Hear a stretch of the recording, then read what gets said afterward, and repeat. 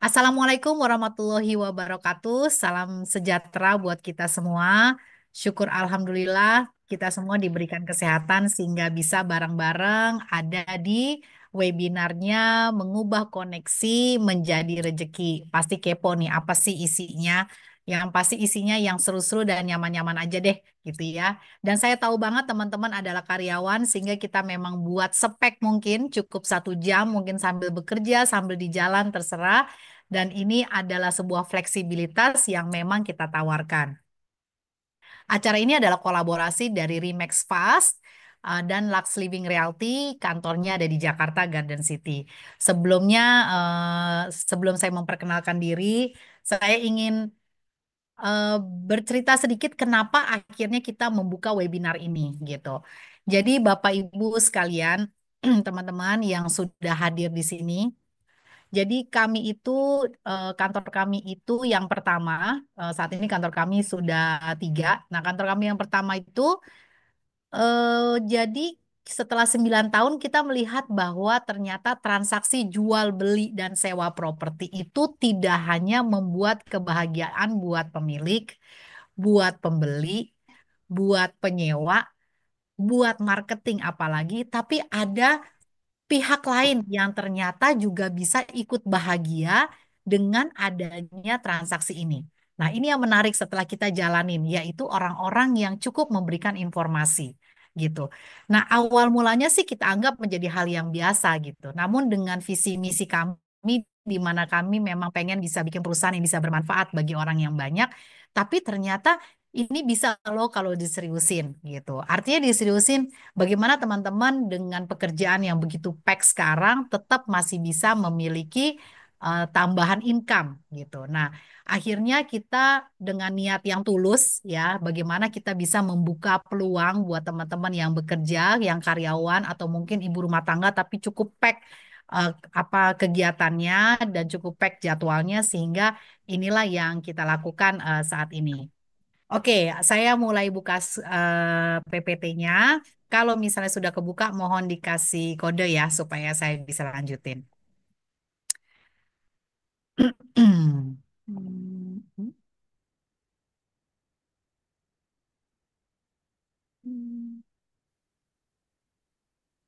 Oke, apakah cukup terlihat dengan jelas, guys? Guys, bisa teman-teman bisa. Oke, sudah ya. Oke, thank you, Bu Rita. Ya, jadi perkenalkan saya dengan Rose Latukonsina. Thank you, Bu Ita. Saat ini posisi saya di Asosiasi Real Estate Broker Indonesia, DKI Jakarta adalah Ketua Bidang Pendidikan Training, Prinsipal dari Remax Fast Oktower, posisinya di Jakarta Timur, dan Remax Fast Rawamangun. Saat ini saya juga menjabat sebagai Brand Ambassador Remax Indonesia. Ini acara adalah kolaborasi dari Remax Fast dan Lux Living Realty. Di kantor kami yang sudah berdiri 9 tahun, kita bersyukur sekali ternyata begitu banyak orang-orang yang bisa bahagia dengan transaksi kami. Kami memang fokus di apartemen, namun juga banyak transaksi kami yang sifatnya residensial, ruko, dan properti lainnya. Nah, ini penting buat teman-teman untuk kita share karena ternyata hal yang awalnya kita anggap biasa saja, tapi ternyata bisa memberikan keuntungan bagi banyak pihak. Itulah kenapa kita adain webinar ini. Oke, nah setelah kita ketahui bersama teman-teman bahwa adanya webinar ini, kita berharap teman-teman bisa membuka mindset baru, bisa bermanfaat sehingga setelah keluar dari webinar ini, kita bersama-sama bisa membuka peluang yang baru dan menambah rezeki yang baru. Untuk itu makanya judulnya adalah mengubah koneksi menjadi rezeki. Namun sebelumnya, aku pengen share sedikit nih berita akhir tahun kemarin. KFC rugi besar gara-gara aksi boykot. Sekitar 2.274 karyawan di PHK. Ya, ini teman-teman saya harus share berita ini supaya kita semua aware bahwa apapun yang terjadi, bisnis ini bisa dianggap adalah sebuah hal yang dibilang mudah juga tidak, dibilang sulit juga masih bisa dilakukan. Ya, kenapa saya buka? seperti ini karena supaya teman-teman sadar betul bahwa apapun bisa saja terjadi, apalagi di perusahaan yang sudah kita kenal luar biasa dari saya kecil, kayaknya sedikit-sedikit kalau disuruh jajan sama orang tua maunya, enak nih makan KFC gitu, dan ternyata bisa saja segala sesuatu terjadi. Namun kita sadar betul teman-teman bahwa Bapak Ibu sekalian yang sudah hadir, saat ini kebutuhan itu meningkat. Ya, bukan hanya karena sekarang ada sedikit mengenai kebutuhan lifestyle, tapi juga ternyata barang-barang juga meningkat harganya. Belum lagi nanti ada cicilan kartu kredit, belum nanti ada cicilan motor, mobil, rumah, dan segala macam gitu ya. Apalagi sekarang kita mengenal sosial media, TikTok dan Instagram semua jualan. Jadi bawaannya maunya shopping ya. Tiba-tiba udah ada Shopee gitu ya di depan atau enggak melempar bungkusan delivery gitu ya. Nah, kita sadar betul ternyata kebutuhan itu meningkat ya. Tidak hanya itu kalau saya sebagai orang tua ya, biaya sekolah anak itu semakin hari semakin mahal. Ya, apalagi kalau kita udah mau melihatnya ke depan, wah harus sekolah yang bahasa Inggrisnya bagus, misalnya gitu. Semakin mahal, harus les ini, les itu. Semakin meningkat yang namanya kebutuhan. Itu kita sadar betul. Namun sebenarnya bisa nggak sih teman-teman Bapak Ibu yang hadir di sini selama tidur, dapat duit, ya kan? Terus kita lagi jalan-jalan, lagi ngobrol, dapat transferan uang. Jadi ini adalah hal-hal yang saya ungkapkan semua sifatnya real ya Bapak Ibu ya. Saya tidak ada yang ini seperti sesuatu yang dreaming gitu. Makanya saya bilang setelah kita melakukan lebih dari 8 tahun ternyata ada sisi lain yang coba kita buka peluangnya. Ya, jadi ada memang ternyata tiba-tiba dapat duit, tiba-tiba dapat transferan duit, atau tiba-tiba mereka diajak untuk jalan-jalan, diajak untuk healing bareng sama kita, gitu. Jadi kita melihatnya bahwa ternyata ada opportunity-opportunity di luar itu. Dan apakah kita bisa sebagai seorang karyawan ingin meningkatkan pendapatan kita supaya kita bisa healing, ya kan, bisa sambil tiduran atau sambil meeting sama bos dapat duit. Nah, itu dia kenapa kita hadir di sini semua.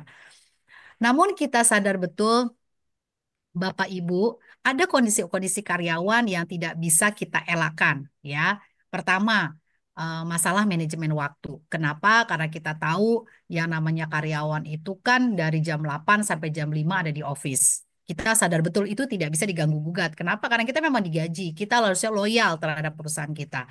Kemudian ada ketakutan gagal dan resiko. Kenapa? Karena memang sesuatu yang harus kita masukin bidang atau apapun itu kan harus sifatnya fokus.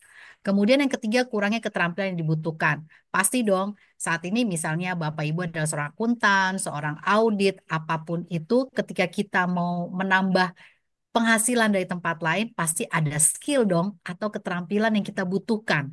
Nah, saat ini belum bisa. Kenapa? Karena kita lagi fokus sama kerjaan kita. Itulah yang keempat, adanya keterbatasan energi dan fokus.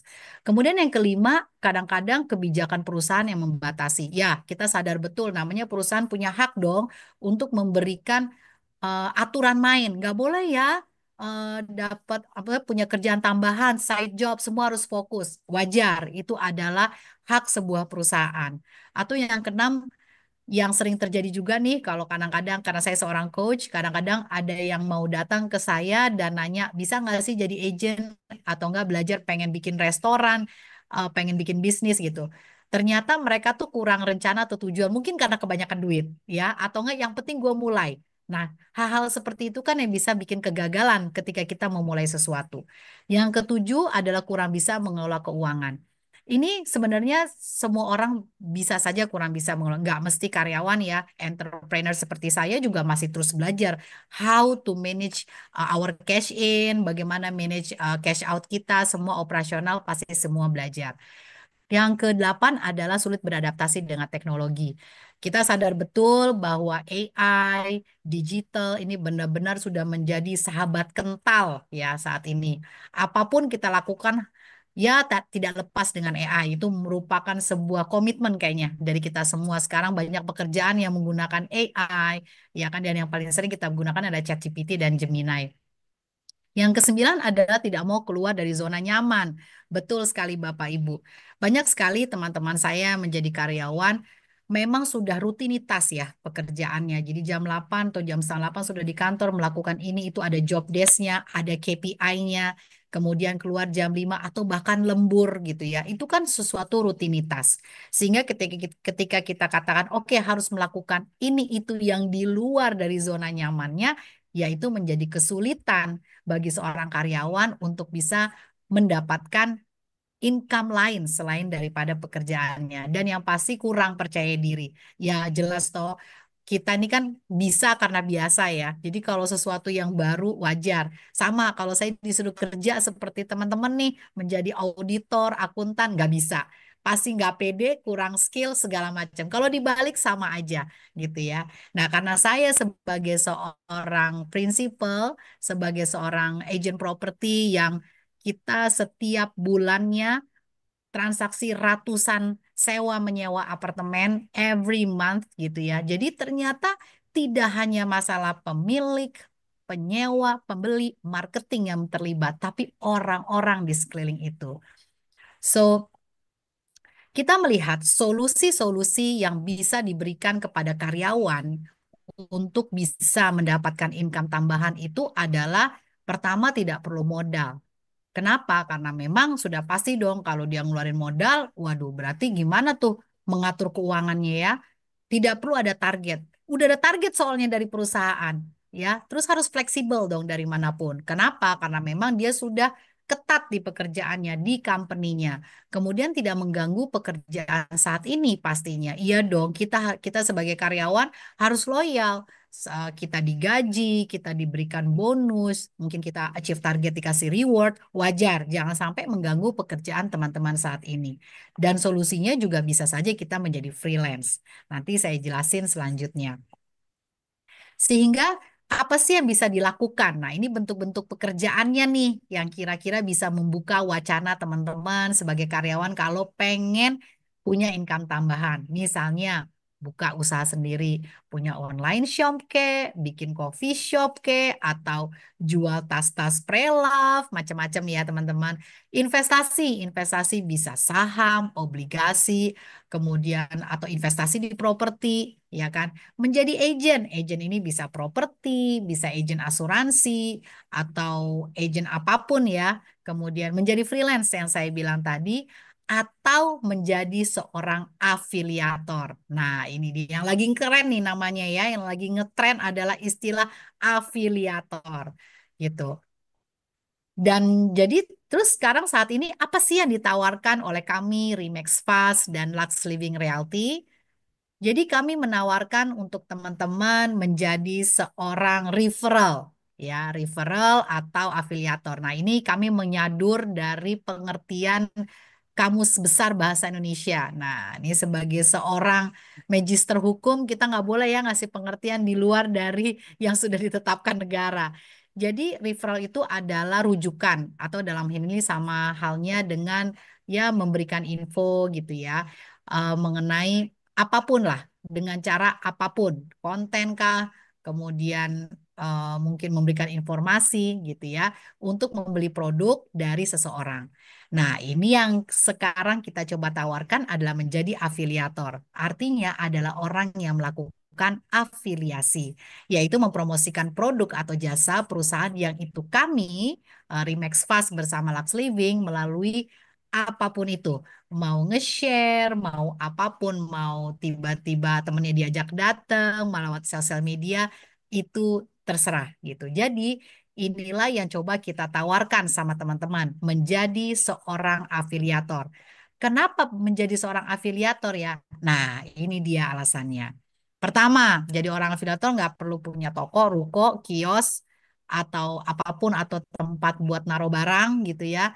Kemudian seperti kalau jadi dropshipper kan minimal kita harus ada gudang dong, gudang kecil nih buat taruh-taruh barang gitu kan. Nah ini tidak perlu, nggak perlu modal. Kenapa? Dari judulnya udah ketahuan. Modalnya adalah teman-teman sendiri merubah koneksi jadi rezeki. Ya punya saudara, punya teman atau pacar atau teman SMA, temen kuliah, temen arisan, ketemu di jalan, atau temennya suami, temennya istri, atau apapun lah gitu ya. Jadi tidak perlu ada modal tertentu untuk memulai menjadi seorang afiliator di kami. Kemudian yang selanjutnya adalah, nah ini dia yang penting, tidak perlu skill marketing yang tinggi. Kenapa sih saya bilang seperti ini? Karena untuk teman-teman yang biasa behind the desk, tidak terbiasa untuk melakukan komunikasi marketing, itu tidak mudah loh untuk belajar. Tapi bukan yang nggak bisa ya, cuman membutuhkan waktu. Sedangkan yang kami tawarkan di sini adalah hal-hal di mana teman-teman tetap masih bisa fokus nih sama pekerjaannya saat ini. Dan ini yang penting, nggak perlu keluar dari pekerjaan sekarang. Ya, jadi teman-teman nggak perlu tiba-tiba, aduh, kayaknya kalau misalnya aku mau aktif atau gimana, aku harus resign segala macam. Tidak, saya tidak menawarkan teman-teman menjadi tim marketing kami, tidak. Kami justru mengambil ini semua dari pengalaman kami bertahun-tahun, melihat ternyata di sisi luar sana ada orang-orang yang bisa mendapatkan peluang karena memberikan referral sebagai seorang afiliator. Untuk itu ini webinar pertama kali untuk men-share hal ini ya. Nah, sebenarnya banyak yang telah melakukan itu kepada kami. Cuman jujur, kami sedikit kesulitan ketika melakukan testimoni. Ya, karena ternyata afiliator kami ini orangnya cukup orang-orang yang tidak mau terekspos gitu ya, atau udah aku nggak mau, aku malu apa segala macam gitu ya. Tapi kita melihat mereka terus-terusan tuh bisa dapat, bahkan kalau untuk yang transaksi sewa menyewa itu setiap bulan. Karena kalau misalnya dia ternyata sewanya bulanan, jadi tiap bulan ditransferin gitu ya. Nah, jadi kami melihat oh ini adalah peluang ya buat kita semua, tidak hanya buat teman-teman, tapi juga bisa bermanfaat dong uang itu buat memberikan yang itu tadi kebutuhan-kebutuhan yang memang semakin meningkat. Kemudian tidak perlu ribet manajemen. Teman-teman tahu sendirilah kalau yang namanya kita mau buka perusahaan, CV atau apapun lagi bikin kerjasama sama teman, pasti ada yang namanya manajemen. Siapa yang punya hak dan kewajiban sebagai seorang ibaratnya prinsipalnya, direkturnya, siapa sih yang hari-hari melakukan tindakan marketingnya, aktivitas marketingnya, atau siapa sih yang harus mengaudit, ya kan? Atau siapa sih yang pegang keuangan, atau siapa yang memake sure KPI ini terlaksana dengan baik supaya sustainability dari perusahaan itu berjalan. Nah, ini yang menarik. Jadi kalau menjadi seorang afiliator tidak perlu itu semua, ya. Dan selanjutnya tidak perlu stok barang. Nah, itu yang saya bilang tadi. Dan tidak perlu biaya iklan. Kami sebagai marketing itu pasti ada yang namanya marketing budget gitu ya. Sekarang iklan tuh nggak cuma di portal, tapi ada budget marketing di sosial media, dan sebagainya gitu. Jadi teman-teman benar-benar di sini kami coba tawarkan sesuatu yang bermanfaat. Namun saya pribadi sebagai business owner juga tidak mau teman-teman menyalahi aturan perusahaan sebagai karyawan. Karena saya juga pemilik bisnis. Jadi saya juga tidak mau karyawan saya melakukan hal yang buruk. Nah, saya juga tidak mau teman-teman melakukan hal itu. Namun apa yang saya tawarkan afiliator ternyata tidak sama sekali mengganggu fungsi teman-teman sebagai seorang karyawan. Nah, ini dia keuntungannya menjadi afiliator kami. Jadi mendapatkan komisi tanpa ribet kerja, namun juga bisa mendapatkan informasi tentang properti, apalagi nih yang suka banget mengenai properti. Jadi dapat informasi terus gimana sih harga properti di daerah sini, bagaimana harga properti di daerah sana. Yang pasti networking. Kenapa? Ya, antar sesama kita bisa kenalan karena rencananya kami akan membuat sebuah WA group besar sehingga teman-teman bisa sharing apa saja yang menjadi keluh kesah, mungkin ada pertanyaan apa. Nah, kita bisa sama-sama sharing. Jadi teman-teman bisa menghasilkan tanpa harus mengganggu kantor, namun kita juga siap membantu semampu kami ya untuk informasi ya. Kemudian reward. Nah, ini yang menarik. Jadi ke depannya saya lihat kan terkadang banyak juga nih teman-teman yang afiliator kami dapatnya jutaan-jutaan gitu ya. Wah, menarik ya kalau one day karena mereka terus loyal sama kita, kita bisa berikan reward ke mereka. Apapun rewardnya itu bisa trip, bisa berupa smartphone dan lain sebagainya. Nah, Apa aja sih yang harus dilakukan seorang afiliator? Gampang banget ternyata ya. Selain teman-teman menandatangani MOU kepada kita yang menyatakan teman-teman menjadi seorang afiliator kita. Nah, ini dia. Pertama, silakan memberikan nomor telepon klien. Klien itu bisa calon pembeli, calon penyewa, ataupun pemilik dari properti yang mau dititipkan kepada kami. Kenapa saya katakan kepada kami? Karena kami juga harus mengarahkan kepada marketing yang kira-kira fokus terhadap area itu. Ya, namun kalau misalnya kami kesulitan karena mungkin areanya terlampau jauh ya, misalnya saat ini kita belum ada agent yang fokus di Serpong, ya. Nah, itu mungkin ya kami akan mencoba tetap mencarikan yang penting teman-teman bisa di trust nih orang-orang yang ada di Serpong. Namun yang sementara ini adalah orang-orang kita di mana kita memang punya MOU sendiri. Kemudian yang kedua, berikan informasi kepada klien tentang kami. Ini penting, teman-teman, SOP-nya. Artinya jangan sampai, misalnya nih, soalnya di sini Bu Hani ya, Bu Hani memberikan klien namanya X gitu ya. Nah, Bu Hani wajib memberitahu kepada X bahwa tim namanya ini akan menghubungi si X. Nah, X ini akan dibantu untuk dijualin kek, mau nyewa atau mau beli. Ini penting. Artinya terjadi sinergi. Ya, jadi tidak ada namanya pembocoran nomor telepon atau apapun itu nggak ada. Kenapa? Karena semua dilakukan secara baik. Artinya Ibu Hani juga harus memberitahu ini siapa, kami siapa. Kenapa? Agar kami juga tidak menjadi stranger. Ya, basicnya sebuah transaksi adalah trustworthy, bisa dipercaya. Ya, bagaimana bisa dipercaya? Wong tidak dikenal. Nah, itulah tugasnya si afiliator. Cukup memberitahu ini loh, aku kenalin kamu sama yang bisa bantuin jualin. Aku kenalin sama kamu yang bisa bantu beli segala macam. Cukup informasi itu. Dan yang ketiga, Bapak Ibu sebagai afiliator harus menandatangani form referral.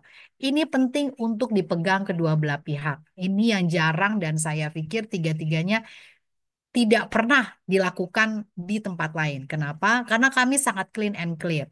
Ya, Bapak Ibu sudah memberikan informasi kepada kami dan kami juga harus secara legal mengatakan bahwa oke, informasi itu adalah alamatnya di sini, harganya di sini, kalau transaksinya segini, Anda mendapatkan komisi segini. Jadi kadang-kadang namanya properti kan bisa saja nih lakunya 2 bulan lagi, 3 bulan lagi, 4 bulan lagi, 5 bulan lagi. Wah, lupa deh semua. Yang dikasih referral ada 10. Yang pertama bisa lupa deh tuh.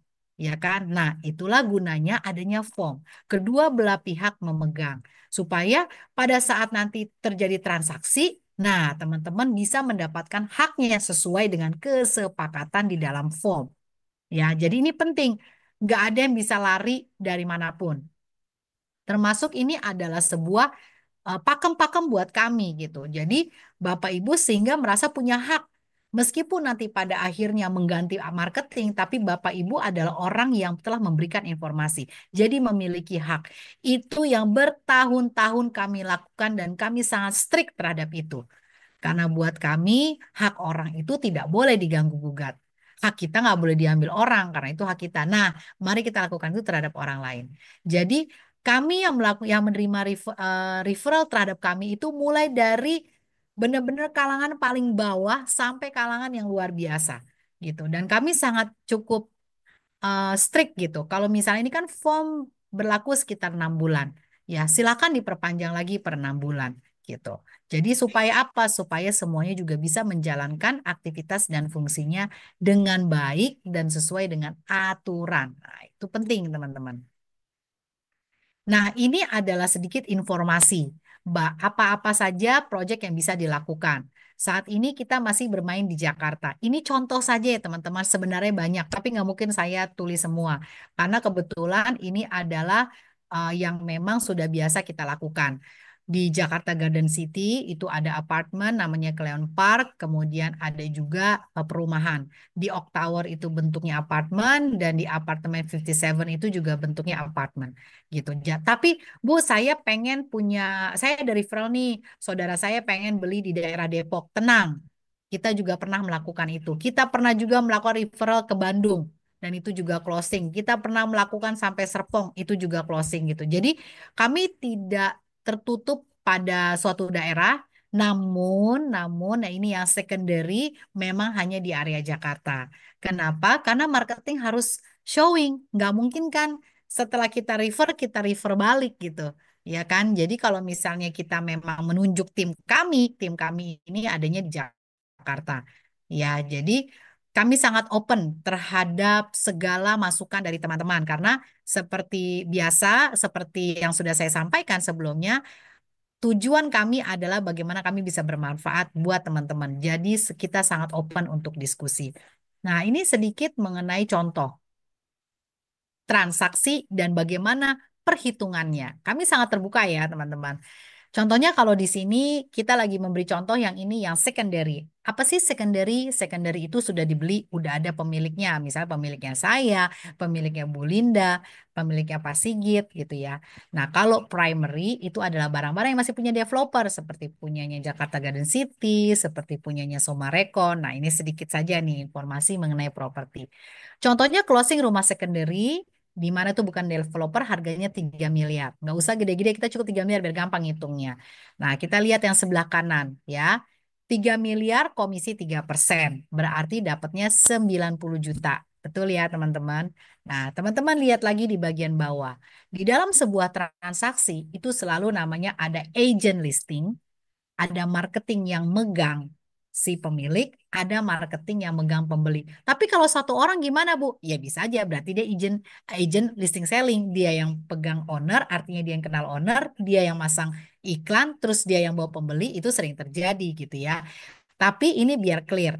Takutnya teman-teman merefernya hanya pemiliknya atau teman-teman merefer hanya pembelinya. Jadi saya harus jelaskan nih bahwa di dalam sebuah transaksi ada agent listing, ada agent uh, selling gitu. Nah, itu akan dibagi dua dulu teman-teman. Jadi si 90 juta itu akan dibagi dua menjadi 45 juta dan 45 juta. Ya, benar dong 90 bagi dua. Nah, 45 juta yang pertama punyanya si agent listing, 45 juta yang kedua punya agent selling. Nah, misalnya Bapak atau Ibu menjadi referral atau afiliatornya si listing nih. Misalnya Bu Linda telepon, misalnya agentnya di sini Bu Sep ya. Nah, misalnya Bu Linda kasih tahu ke Bu Sep, ini aku mau nge-refer teman aku yang punya rumah mau dijual. Oke, berarti dia adalah seorang afiliator dari listing. Nah, artinya perhitungannya adalah dari si 45 juta dikali 10% sama dengan 4,5 juta rupiah yang harus diterima oleh seorang afiliator. Oke, sampai di sini dulu nih teman-teman, mengerti atau ada yang kurang paham? Jadi perhitungannya adalah 10%. Ya, nah apa sih kembali lagi nih ke yang tadi? Emang yang dilakuin dari seorang afiliator itu apa? Nah, seperti yang tadi, cukup memberikan nomor telepon klien dan beberapa SOP yang harus dilakukan, seperti menandatangani form gitu. Jadi seorang afiliator itu tetap masih bisa melakukan pekerjaannya, nggak perlu keluar dari kantor, nggak perlu pusing-pusing ngurusin atau ribet dari prosesnya, tapi dia mendapatkan hak. Ini kita lakukan bertahun-tahun Bapak Ibu, nggak cuman berbulan-bulan dan ratusan orang kita lakuin. Mulai dari transaksi sekecil mungkin kita tetap lakukan karena terkadang manusia itu paling mudah adalah senang untuk dihargai. Terkadang bukan hanya masalah uangnya berapa gitu, tapi karena kejujuran misalnya ternyata keuntungannya nggak banyak loh, cuma 1 juta misalnya. Dari sewa menyewa kan jadi cuma 1 juta. Berapa dong 10%? Oh iya dia kan telah memberikan penyewanya gitu. Berarti penyewanya 500 ribu. Berapa 10%? 50 ribu. Dia mau terima atau tidak terima itu urusannya dia. Yang penting kita tetap memberikan haknya. Ya, kita pernah memberikan referral itu sampai puluhan juta, tapi orangnya bahkan nggak tahu. Kenapa? Karena ya dia udah lupa aja gitu. Ya kan, tapi di data kita ada. Makanya punten teman-teman, oh ini bahasa corporate banget yang lagi ngetren ya, punten gitu ya. Punten teman-teman harus bisa menulis form referral supaya kita semua punya legalitasnya. Ya, jadi teman-teman tidak perlu bingung lagi kalau misalnya ternyata lakunya 4 bulan, 5 bulan. Tapi ingat ya, form itu berlaku selama 6 bulan. Jadi silakan diperpanjang kembali. Oke, sampai di slide ini teman-teman Ada yang ingin ditanya, boleh mau unmute atau boleh ditulis, monggo.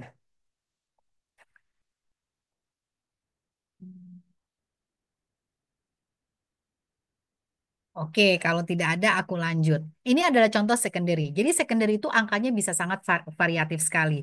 Mulai dari 10 miliar, 20 miliar bisa saja. Ya, jadi teman-teman tidak terpaut. Ini paling gampang soalnya. Saya paling gampang kalau ngasih contoh tiga. Soalnya 3 kali 3, 9, 9 bagi 2, sesederhana itu gitu ya. Dan itu kan transaksi yang paling sering ya dengan kondisi saat ini. Itu harga barang-barang yang lebih laku lah dijual dibandingkan dengan transaksi yang cukup tinggi dengan double digit. Oke. Selanjutnya adalah, nah ini adalah contoh ketika teman-teman menjadi afiliator untuk apartemen Cleon Park yang ada di Jakarta Garden City.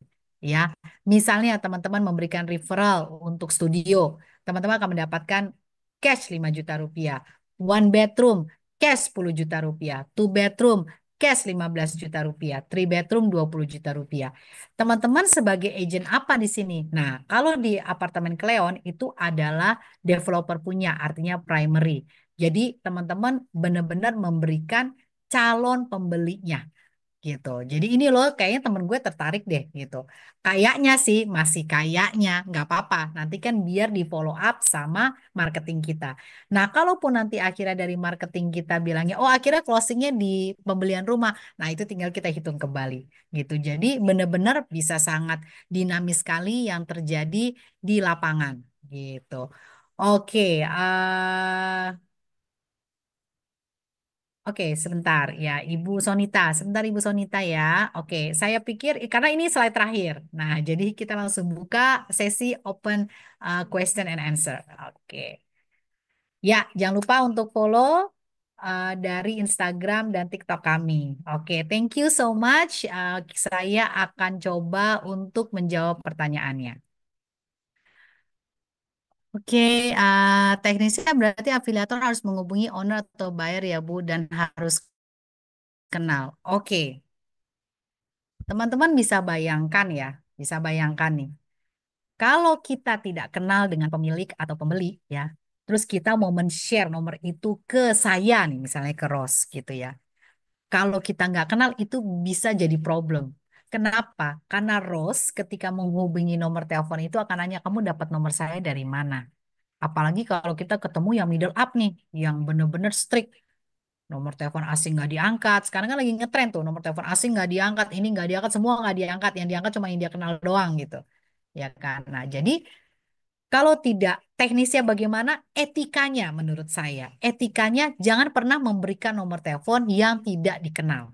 Kenapa? Karena seperti kembali lagi yang saya bilang, ada SOP yang teman-teman harus lakukan.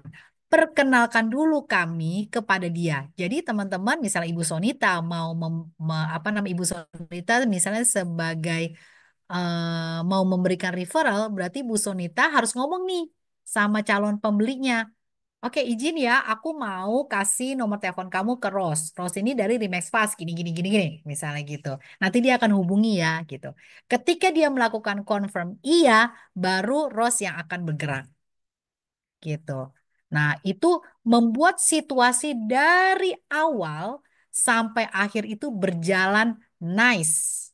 Karena penting sekali buat saya transaksi properti ini menjadi nice. Kebayangkan sekarang teman-teman aja orang mau jualan TikTok, jualan skincare cuma 50.000 sampai 70.000 aja dia mesti pakai artis top satu di dunia di Indonesia. Harus pakai artis cuman gara-gara apa? Biar trusted gitu. Apalagi kita mau melakukan transaksi miliaran. Bukan 100.000 teman-teman. Bukan 150.000 yang masih dijual sama RA atau artis siapa. Mereka menjual juga barang nggak sampai 250. Berapa sih? Oh ya buy one get one free. Ayo ke keranjang kuning. Itu bukan cara penjualan di properti. Karena properti itu high risk dan high value. Ya, jadi properti itu bukan sesuatu yang ada di keranjang kuning. Ya kan? Bayangkan mereka yang di keranjang kuning aja udah memakai nama orang yang luar biasa supaya bisa trust. Oh, orang dia cantik, dia awet muda, berarti bener nih skincare-nya. Ya kan? Gue beli deh gitu. Nah, bayangkan. Nah, apalagi kita yang mau melakukan transaksi 1 miliar, 2 miliar, 3 miliar. Berarti kita harus ada yang namanya good relationship sama mereka. Itu adalah basic dari sebuah transaksi, ya. Jadi saya selalu believe dan saya yakin dan percaya AI tidak bisa menggantikan fungsi seorang property agent, ya, karena property itu high risk. Jadi kalau dalam hukum selling, ya, dalam hukum selling itu dikatakan kalau sesuatu itu high risk dan high value, mereka tidak akan menggunakan komputer. Mereka membutuhkan trust dan bertemu langsung offline gitu. Kalau mereka beli voucher itu urusan belakangan, tapi bukan transaksi. Ya, beda cerita. Ya udahlah kalau dia nggak nyampe, gue rugi 150. Teman-teman pernah nggak tuh melakukan itu COD? Nggak nyampe, diem aja. Ya udahlah ya, mungkin lagi stuck kali di Shopee. Tapi nggak ada kan heboh di ya kan? Tiba-tiba somasi, nggak ada. Cuman gara-gara tuh barang 100.000. Low risk, ya kan? Nah, kalau di properti kita high risk. Kenapa? Dia harus tahu legalitasnya. Ya kan? Dia harus bisa tahu ini kapan akadnya. Akadnya sama siapa? Siapa sih developernya? Ya kan? Memang semua itu bisa dibaca dari ChatGPT. And then what? Tapi seorang pembeli dia butuh kejelasan. Nah, kejelasan untuk yang high risk and high value itu sama human gitu. Ya, bukan sama komputer. Teman-teman boleh bikin sendiri deh. Kalau udah mulai harganya agak mahal, aku cari dulu deh di mall ada nggak ini barang gitu. Ya kan, kalau udah mulai mahal dikit gitu, udah nggak apa-apa deh beda-beda 200.000. Yang penting gua pegang nanti datang-datang warnanya doang lagi kelihatan bagus. Oke, demikian Bu Nita mungkin ada mengerti atau bagaimana? Ya, saya tunggu responnya ya. Sambil aku ke Bu Emi. Onti, ini mudah-mudahan udah follow ini ya sosial media saya manggilnya udah Onti. Oke, Onti. Boleh nanya. Oh, clear Bu. Thank you. Aunty bolehkah nanya kontak PIC Apartemen Cloud Park untuk PK? Oh, udah mau sold out soalnya lagi galau cari fokus project yang deket rumah. Thank you, Aunty. Oke, ada. Ya, silakan japri aku. Boleh admin Mbak silakan masukin nomor handphone aku. Silakan nanti aku kasih. Mau PK Cleon Park aman. Datang. Ada kantornya ya, duduk-duduk di situ. Oke. Oke, DM boleh ya? Boleh banget. Oke, Bu referralnya bukan 10% kali 90 juta. Oke, thank you Bu Rosa. This a good question. Berarti mau mengclarify. Izin ya teman-teman, aku coba buka lagi. Thank you Onti, sami-sami. Oke, aku coba lagi buka PowerPoint kita.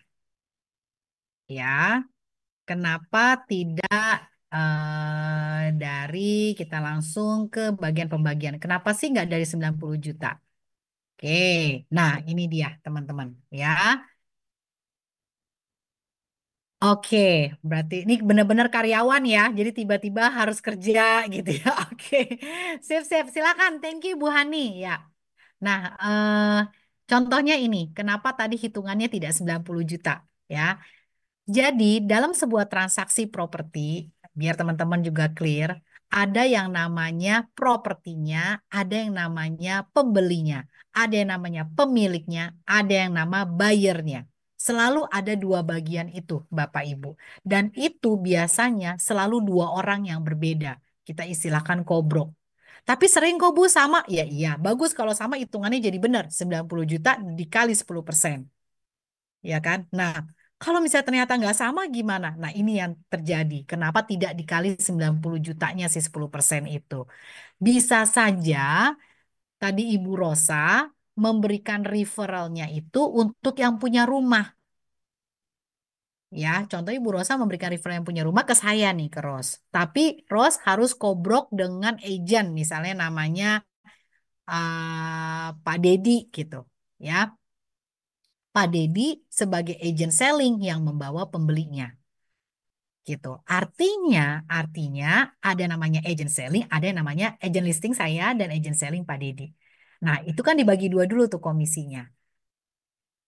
Oke, semoga ngerti dulu nih sampai sini. Dibagi dulu dua komisinya, baru diambil 10% dari itu.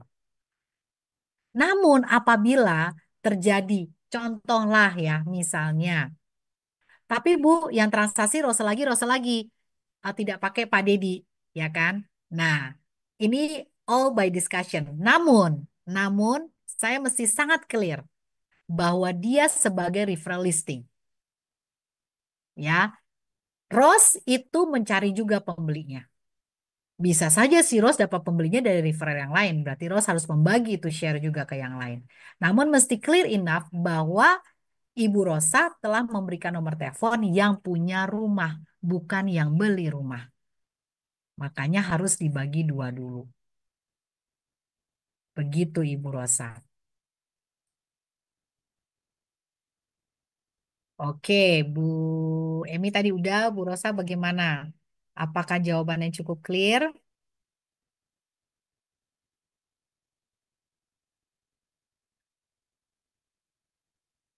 Kalau misalnya dia mau ditanyain silakan, mau meng-unmute atau mau di chat boleh. Gitu. Saya close ya ininya, PowerPoint-nya. Oke, begitu. Jadi teman-teman di sini, ayo, mari kita dapatkan penghasilan tambahan dengan mudah tanpa meninggalkan pekerjaan kita, cukup menjadi afiliator dari Krimex Fast dan Lux Living Realty yang berada di Jakarta Garden City karena dengan menjadi afiliator membuka peluang kita untuk bisa menambah cuan tanpa harus mengganggu pekerjaan kita saat ini. Begitu, teman-teman. Mungkin ada pertanyaan lagi. Ini cukup padat ya. Kita udah 50 menit. Sambil menunggu, boleh kita open cam, kita mau foto bareng. Boleh dibantu nanti admin untuk print screen. Boleh silakan di open cam. Thank you Bu Wahyuni udah open cam dari tadi. Apa kabar? Oke, silakan yang mau open cam boleh. Kelihatannya boleh di screenshot aja. Oke, ini kelihatannya memang benar-benar karyawan-karyawan sedang bekerja jadi tidak open cam ya. Kecuali Bu Ayuni. Thank you Bu Ayuni. Jadi memang inilah yang terjadi ya, kondisi karyawan namun kita tetap membuka opportunity untuk bisa mendapatkan income tambahan. Oke, saya lihat chat dulu. Ada pertanyaan lain. Oke, izin bertanya. Kalau jadi afiliator nggak perlu daftar jadi marketing ya Bu. Per 6 bulan harus isi form ulang. Betul sekali.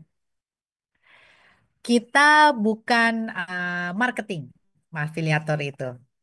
Ya, gitu. Makanya di MOU itu ada tulisan, bukan marketing. Ya, jadi kita juga sebagai office tidak memiliki kewajiban untuk mengajarkan new skill. Ya kan, kecuali memang dia mau double job ya, tapi itu silakan diatur sendiri dengan perusahaannya, jangan sampai kami yang kena gitu. Kalau memang oke ya silakan gitu, karena kami juga banyak nih, marketing kami setengahnya juga karyawan sebenarnya. Dia melakukan aktivitasnya itu pada saat Sabtu Minggu, wah itu amazing gitu. Jadi teman-teman luar biasa nggak apa-apa. Yang penting kalau jadi afiliator tidak perlu mendaftar menjadi marketing, betul sekali gitu. Tapi mengisi MOU ya. Jadi buat teman-teman yang memang berkenan dan mau belajar atau mau mendapatkan informasi dan mendapatkan peluang menjadi afiliator, silakan. Silakan ngomong sama admin, kita akan mulai pelan-pelan untuk bisa cuan bareng. Oke, sudah difoto admin? Sip. Mungkin ada yang kenapa? Oh lagi baik Mas Pras. Ya.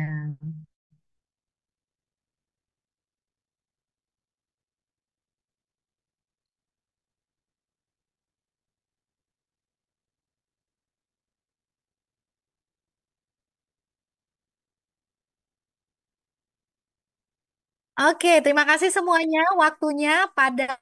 Thank you buat pertanyaannya. Semoga kita bisa bermanfaat buat teman-teman. Wabillahi taufiq wa hidayah. Wassalamualaikum warahmatullahi wabarakatuh dan salam sejahtera buat kita semua. Bye bye.